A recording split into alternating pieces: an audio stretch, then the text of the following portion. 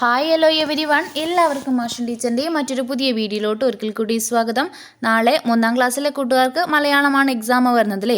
അപ്പോൾ നമ്മൾ മലയാളവുമായി ബന്ധപ്പെടുത്തിയിട്ട് part 1 video ചെയ്തിട്ടുണ്ടായിരുന്നു.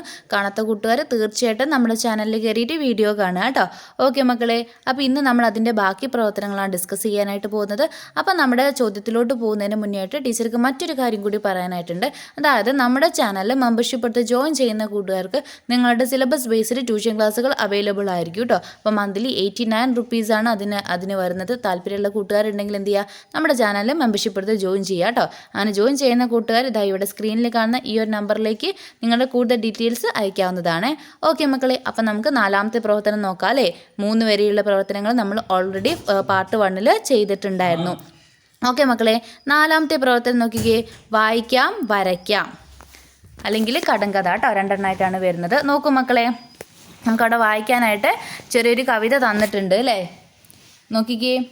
അമ്പിളി തെളിയും മാനത്ത്, ആമ്പൽ വിരിയും താഴത്ത്, സൂര്യനുദിക്കും മാനത്ത്, സൂര്യകാന്തികൾ താഴത്ത്, മഴവില്ല് തെളിയും മാനത്ത്, മാനും മയിലും താഴത്ത് അല്ലേ. ഇതാണ് നമ്മുടെ കവിത.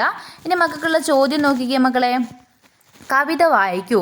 മാനത്തും താഴത്തുമുള്ള എന്തെല്ലാം കാര്യങ്ങളാണ് കവിതയിലുള്ളത് എഴുതി നോക്കൂ എന്നാണ് പറഞ്ഞിട്ടുള്ളത്. അപ്പോൾ മാനത്തുള്ളവ എന്ന് പറഞ്ഞാൽ നമുക്കിവിടെ ഒരു ടേബിൾ തന്നിട്ടുണ്ട്, താഴത്തുള്ളവ എന്ന് പറഞ്ഞിട്ടൊരു ടേബിൾ തന്നിട്ടുണ്ട് അല്ലേ. അപ്പോൾ മാനത്തുള്ളവയിൽ നമ്മൾ എന്ത് കൊടുത്തിട്ടുണ്ട്? അമ്പിളി എന്നുള്ളത് കൊടുത്തിട്ടുണ്ട് അല്ലേ. താഴത്തുള്ളവയിൽ ആമ്പൽ എന്നും കൊടുത്തിട്ടുണ്ട്. ഇതുപോലെ മാനത്തുള്ള ബാക്കി എന്തൊക്കെ കാര്യങ്ങളാണെന്നുള്ളത് മക്കൾ എന്ത് ചെയ്യണം? കവിതയിൽ നിന്ന് കണ്ടെത്തിയിട്ട് ഇവിടെ എഴുതണം കേട്ടോ. അതുപോലെ തന്നെ താഴത്തുള്ള എന്നുള്ള കോളത്തിൽ താഴത്തുള്ള വേറെ എന്തൊക്കെ കാര്യങ്ങളാണോ നമ്മുടെ കവിതയിൽ പറഞ്ഞിട്ട് അതെന്ത് ചെയ്യണം? മക്കളിവിടെ എഴുതണം. ആദ്യം നമുക്ക് എന്ത് ചെയ്യാം? മാനത്തുള്ളവ നോക്കാം അല്ലേ. അപ്പം നമ്മുടെ കവിതയിലേക്ക് ഒരിക്കൽ കൂടി വന്നേ. അമ്പിളി തെളിയും മാനത്ത് അല്ലേ, അത് നമ്മൾ അവിടെ എഴുതിയില്ല. അമ്പിളി എന്നുള്ളത് നമ്മൾ എഴുതി കഴിഞ്ഞു. ഇനി അടുത്തത് ആമ്പൽ വിരിയും താഴത്തിൽ, അതും നമ്മൾ എഴുതി. അടുത്ത നോക്കിക്കേ മക്കളെ. സൂര്യനുദിക്കും മാനത്ത്. എന്താണ്? സൂര്യനുദിക്കും മാനത്ത്. അപ്പം നമ്മുടെ മാനത്തുള്ള ഒരു കാഴ്ചയിൽ നമുക്ക് എന്ത് എഴുതാം? സൂര്യൻ എന്നുള്ളത് എഴുതാം അല്ലേ. സൂര്യൻ എന്നുള്ളത് എഴുതാം. അടുത്ത നോക്കിക്കേ മക്കളെ. എന്താണുള്ളത്? സൂര്യകാന്തികൾ താഴത്ത് എന്നാണ് കൊടുത്തിട്ടുള്ളത് അല്ലേ. സൂര്യകാന്തികൾ താഴത്ത്. അപ്പോൾ സൂര്യകാന്തി എന്താണ്? താഴത്തുള്ള ഒരു കാഴ്ചയാണല്ലേ. അപ്പോൾ അവിടെ നമുക്ക് എന്ത് കൊടുക്കാം? സൂര്യകാന്തി എന്ന് കൊടുക്കാം അല്ലേ. സൂര്യകാന്തി എന്ന് കൊടുക്കാം. അടുത്ത നോക്കിക്കേ മക്കളെ.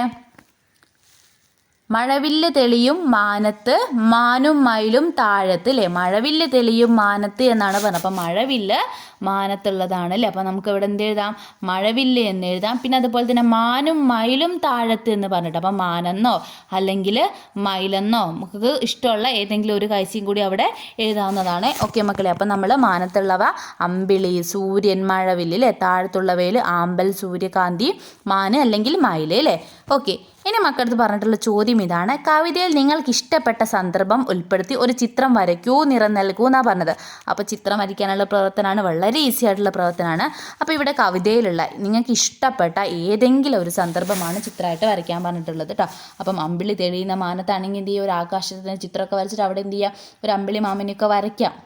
അല്ലെങ്കിൽ എന്ത് ചെയ്യുക? ഒരു ആമ്പൽപ്പൂ വരയ്ക്കാം. ഇനി സൂര്യൻ ഉദിക്കും മാനത്താണെങ്കിൽ അത് മക്കൾക്ക് വരയ്ക്കാം. ഇനി സൂര്യകാന്തികൾ താഴത്ത് എന്നൊക്കെ പറയും മക്കൾ എന്ത് ചെയ്യുക? ഒരു സൂര്യകാന്തിയുടെ നല്ല മഞ്ഞ കളർ വലിയ സൂര്യകാന്തി പൂക്കളൊക്കെ എന്ത് ചെയ്യുക? മക്കൾ വരച്ചിട്ട് എന്ത് ചെയ്യുക? കളർ ചെയ്യുക കേട്ടോ. ഓക്കെ മക്കളെ, അപ്പം ഇതാണ് മക്കൾക്കുള്ള ഒരു ചോദ്യം എന്ന് പറയുന്നത്. നിങ്ങൾക്ക് ഇഷ്ടപ്പെട്ടിട്ടുള്ള ഏതെങ്കിലും ഒരു ചിത്രം വരയ്ക്കാനാണ്. അതിന് യോജിച്ച രീതിയിൽ മക്കൾ എന്ത് ചെയ്യണം? നിറവും നൽകണം. ഓക്കെ മക്കളെ, ഇനി അടുത്ത ക്വസ്റ്റ്യൻ നോക്കിക്കേ. കടങ്കഥ. മാനത്തെയും താഴത്തെയും കാഴ്ചകൾ കവിതയിൽ കണ്ടില്ലേ? മാനത്തെ കാഴ്ചകൾ ഉത്തരമായി വരുന്ന ചില കടങ്കഥകളാണ് ചുവടെയുള്ളത്. കടങ്കഥയ്ക്ക് ഉത്തരം കണ്ടെത്തൂ. അപ്പം നമുക്ക് കുറച്ച് കടങ്കഥകൾ തന്നിട്ടുണ്ട്. അപ്പം മാനത്തെ കാഴ്ചകളാണ് ഇതിൽ ഉത്തരമായിട്ട് വരുന്നത് കേട്ടോ. അപ്പോൾ അതുമായിട്ട് ബന്ധപ്പെടുത്തിയിട്ടുള്ള ചോദ്യങ്ങളാണ്. ശ്രദ്ധിക്കണേ മക്കളെ. കിഴക്കു കാണാം കാലത്ത്, തലയ്ക്കുമീതെ ഉച്ചയ്ക്ക്, കടലിൽ താഴും വൈകിട്ട്, ശരിക്കു പറയൂ ഞാനാണ്. ആരാണ് മക്കളെ? നമ്മൾ കുഞ്ഞുനാളിൽ മുതലേ പഠിച്ച് കേൾക്കുന്ന ഒരു കടങ്കഥയാണല്ലേ. ഇതാരാണ്? സൂര്യനാണ് ആൻസർ വരുന്നത് അല്ലേ. അടുത്ത് നോക്കിക്കേ. കരയില്ലാ കടലിലെ കൊച്ചു തോണി, തുഴയില്ലാതോടുന്ന കൊച്ചു തോണി. ആരാണ് മക്കളെ? നമ്മുടെ അമ്പിളിമാമനാണ് അല്ലേ. മക്കൾ എഴുതണേ. അടുത്ത് നോക്കിക്കേ. മാനത്തെ മറ്റൊരു കൂട്ടുകാരനായ നക്ഷത്രം ഉത്തരമായി വരുന്ന ഒരു കടങ്കഥ തയ്യാറാക്കൂ എന്നാണ് പറഞ്ഞത് കേട്ടോ. അപ്പം നക്ഷത്രം ഉത്തരമായിട്ട് വരുന്ന കടങ്കഥ വേണം മക്കൾ തയ്യാറാക്കാനല്ലേ. ഒത്തിരി കടങ്കഥകളില്ലേ. അപ്പം മക്കൾ നിങ്ങൾക്ക് ഇഷ്ടമുള്ള രീതിയിൽ ഒന്ന് എഴുതാം. ഒന്ന് ടീച്ചർ പറയാം കേട്ടോ. നോക്കിക്കേ, ആന കേറാമല, ആടു കേറാമല, ആയിരം കാന്താരി പൂത്തിറങ്ങി അല്ലേ. ഉത്തരം എന്താണ് വരുന്നത്? നക്ഷത്രമാണ് വരുന്നത് അല്ലേ. അപ്പം അത്തരത്തിൽ മക്കൾ നക്ഷത്രം ഉത്തരമായി വരുന്ന ഏതെങ്കിലും ഒരു കടങ്കഥ എന്ത് ചെയ്യുക, എഴുതുക കേട്ടോ. ഇനി അറിയുന്ന കൂട്ടുകാർ എന്ത് ചെയ്യുക, നമ്മുടെ കമൻറ്റ് ബോക്സിൽ എഴുതിയിടുക കേട്ടോ. അറിയാത്ത ഏതെങ്കിലും മക്കളുണ്ടെങ്കിൽ എന്ത് ചെയ്യുക, അവർക്ക് യൂസ്ഫുൾ ആവും. അതുകൊണ്ട് കടങ്കഥ, നക്ഷത്രം ഉത്തരമായി വരുന്ന കടങ്കഥ അറിയുന്ന മക്കളുണ്ടെങ്കിൽ നമ്മുടെ കമൻറ്റ് ബോക്സിൽ പറയാം കേട്ടോ. അടുത്ത ക്വസ്റ്റ്യൻ നോക്കിക്കേ മക്കളെ, അനുഭവ വിവരണമാണ് അല്ലേ. 5ാമത്തെ ആക്ടിവിറ്റി അനുഭവ വിവരണമാണ്. ഈ വർഷം സ്കൂളിലേക്കുള്ള കൂട്ടുകാരുടെ വരവ് ഗംഭീരമായിരുന്നില്ലേ? എന്തെല്ലാം പരിപാടികളായിരുന്നു പ്രവേശനോത്സവവുമായി ബന്ധപ്പെട്ട് സ്കൂളിൽ ഒരുക്കിയിരുന്നത്? അവധിക്കു ശേഷം കൂട്ടുകാരെ കണ്ടുമുട്ടിയപ്പോൾ എന്തൊക്കെ വിശേഷങ്ങളാണ് നിങ്ങൾ പങ്കുവച്ചത്? സ്കൂളിൽ കണ്ട ഏറ്റവും ഇഷ്ടപ്പെട്ട അലങ്കാരം അല്ലെങ്കിൽ സംഭവം എന്തായിരുന്നു? ആ കാര്യങ്ങൾ കൂടി ഉൾപ്പെടുത്തി ഈ വർഷത്തെ ആദ്യ സ്കൂൾ ദിനാനുഭവം വിവരണമായി എഴുതൂ എന്നാണ് പറഞ്ഞിട്ടുള്ളത് അല്ലേ. കുട്ടികളുടെ സ്വന്തം, നിങ്ങളുടെ സ്വന്തം അനുഭവ വിവരണമാണ് എഴുതേണ്ടത്. അതും എപ്പോഴുള്ള അനുഭവമാണ്? നമ്മുടെ പ്രവേശനോത്സവമില്ലേ, ഫസ്റ്റ് ഡേ നമ്മൾ ആദ്യമായിട്ടല്ലേ പുത്തൻ ബാഗും പുത്തൻ ഉടുപ്പും പുത്തൻ കുടയും ഒക്കെ ആയിട്ട് നമ്മൾ സ്കൂളിലേക്ക് പോയിട്ടുള്ള ദിവസമല്ലായിരുന്നോ? ആ ദിവസത്തെ കുറിച്ചിട്ടാണ് മക്കൾ എന്ത് എഴുതേണ്ടത്, ഒരു അനുഭവ വിവരണം എഴുതേണ്ടത് അല്ലേ. അന്ന് ഒത്തിരി കാര്യങ്ങൾ കൂട്ടുകാർക്ക് ഉണ്ടായിരിക്കും അല്ലേ. പുതിയ പുതിയ കൂട്ടുകാരെ പരിചയപ്പെട്ടിട്ടുണ്ടായിരിക്കും, നല്ല മധുര പലഹാരങ്ങളോ മിഠായികളോ ഒക്കെ കിട്ടിയിട്ടുണ്ടായിരിക്കും. അതുപോലെ എന്നത്തെയും ഒത്തിരി ഭംഗിയാക്കിയിട്ട് നിങ്ങളുടെ സ്കൂളിനെ നിങ്ങളുടെ ടീച്ചർമാരൊക്കെ അലങ്കരിച്ച് ഭംഗിയാക്കിയിട്ടുണ്ടാവും അല്ലേ. അങ്ങനെ ഒത്തിരി കാര്യങ്ങൾ ഉണ്ടായിരിക്കും. പിന്നെ അതുപോലെ നിങ്ങൾ പുതിയൊരു ക്ലാസ്സിലേക്ക് പോയതാണല്ലേ.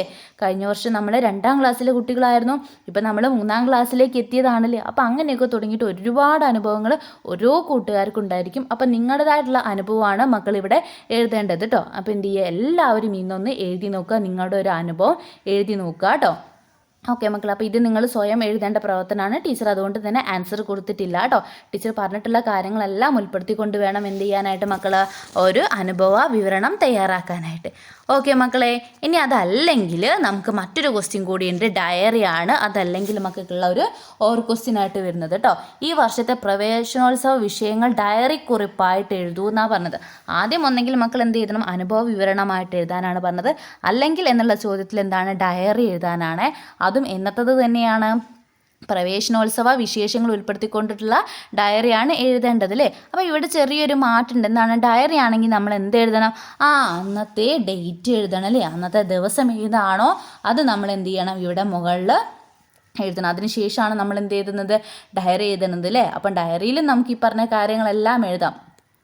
എങ്ങനെ നമുക്ക് തുടങ്ങാം, ഇന്ന് വളരെ സന്തോഷമായിട്ടുള്ളൊരു ദിവസമായിരുന്നു അല്ലേ. ഇന്നായിരുന്നു എൻ്റെ സ്കൂളിൽ പ്രവേശനോത്സവം. ഞാൻ ഇന്ന് 2ാം ക്ലാസ്സിൽ നിന്ന് പുതിയ ക്ലാസ്സിലേക്ക് 3ാം ക്ലാസ്സിലേക്ക് പ്രവേശിച്ചു. എനിക്ക് ഒരുപാട് കൂട്ടുകാരെ കിട്ടി, ഒത്തിരി മിഠായികൾ കിട്ടി. എൻ്റെ സ്കൂൾ കാണാൻ ഇന്ന് നല്ല ഭംഗിയായിരുന്നു. പുത്തൻ ബാഗും പുത്തൻ കുടയും പുത്തൻ ഉടുപ്പും എല്ലാം ഇട്ടാണ് ഞാൻ സ്കൂളിൽ പോയിട്ടുള്ളത്. കൂട്ടുകാർക്ക് എല്ലാവർക്കും എൻ്റെ ബാഗ് ഇഷ്ടപ്പെട്ടു, അല്ലെങ്കിൽ എൻ്റെ ബോക്സ് ഇഷ്ടപ്പെട്ടു. ഞാൻ വളരെ സന്തോഷത്തിലാണ്. തിരിച്ചു വരുമ്പോൾ നന്നായിട്ട് മഴ പെയ്തു. അങ്ങനെയൊക്കെ തുടങ്ങി എല്ലാ കാര്യങ്ങളും മക്കൾക്ക് എന്ത് ചെയ്യാവുന്നതാണ്, എഴുതാവുന്നതാണ് കേട്ടോ. ഓക്കെ മക്കളെ, അപ്പോൾ ഇത്രയാണ് കൂട്ടുകാർക്കുള്ള ചോദ്യങ്ങൾ. അപ്പോൾ പാർട്ട് 1 വീഡിയോ മിസ്സാക്കാത്ത എല്ലാ മക്കളും കാണാം. എന്നിട്ട് നന്നായിട്ട് തന്നെ നാളത്തെ എക്സാമിന് മുഴുവൻ മാർക്കും മേടിക്കുക കേട്ടോ. ഓക്കെ മക്കളെ, അപ്പോൾ വീഡിയോ യൂസ്ഫുൾ ആയിട്ടുണ്ടെങ്കിൽ ആ കാര്യം കൂടി നമ്മുടെ കമൻറ്റ് ബോക്സ് പറയാം. അതോടൊപ്പം തന്നെ നമ്മുടെ ചാനലിൽ മെമ്പർഷിപ്പ് എടുത്ത് ജോയിൻ ചെയ്യാൻ ആഗ്രഹിക്കുന്നുണ്ടെങ്കിൽ ജോയിൻ ചെയ്യുക കേട്ടോ. ഓക്കെ കൂട്ടുകാരെ, മറ്റൊരു പുതിയ വീഡിയോയുമായിട്ട് നമുക്ക് വീണ്ടും കാണാം.